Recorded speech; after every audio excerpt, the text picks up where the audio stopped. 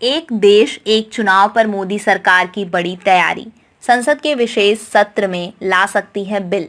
आगामी विशेष सत्र में मोदी सरकार वन नेशन वन इलेक्शन पर बिल सांसद में ला सकती है। अगर ऐसा होता है तो संसद में एक बार फिर से सरकार और विपक्ष के बीच तनातनी का माहौल देखने को मिल सकता है। केंद्र सरकार ने 18 से 22 सितंबर तक संसद का विशेष सत्र बुलाया है, जिसमें 5 बैठकें होंगी।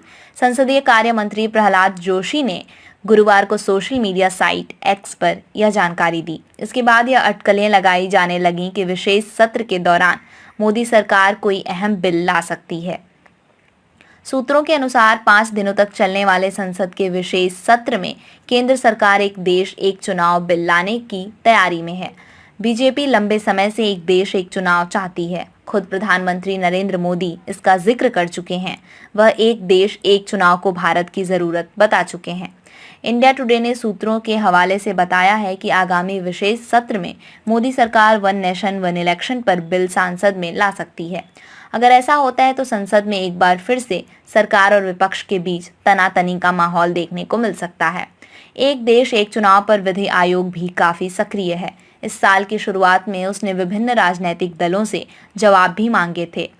आने वाले दिनों में मध्य प्रदेश, छत्तीसगढ़, राजस्थान समेत कई राज्यों के विधानसभा चुनाव होने वाले हैं। उससे पहले यदि सरकार यह बिल लेकर आती है तो यकीनन बड़ा कदम माना जाएगा। इस पर कांग्रेस समेत विपक्षी दल इसका विरोध भी कर सकते हैं। एक देश एक चुनाव तहत लोकसभा और सभी राज्य विधानसभाओं के चुनाव एक ही साथ होंगे। एक देश एक चुनाव के पक्ष में क्यों है पीएम मोदी? प्रधानमंत्री नरेंद्र मोदी कई बार एक देश एक चुनाव का जिक्र कर चुके हैं। वे एक साथ चुनाव करवाने के पक्षधर रहे हैं। कुछ साल पहले उन्होंने इसको लेकर सर्वदलीय बैठक भी बुलाई थी। हालांकि तब भी राजनीतिक दलों की राय अलग अलग थी। पीएम मोदी का एक देश एक चुनाव करवाने के पीछे तर्क यह है कि इससे न सिर्फ समय की बचत होगी बल्कि देश का पैसा भी बचेगा। मालूम हो कि देश में हर साल कई विधानसभा चुनाव होते हैं। इसके अलावा हर 5 सालों में लोकसभा चुनाव करवाए जाते हैं। ऐसे में बीजेपी का तर्क है कि यदि इन चुनावों को एक साथ करवाया जाता है तो पैसे और समय की बचत होगी। 18 से 22 सितंबर को बुलाया गया है विशेष सत्र।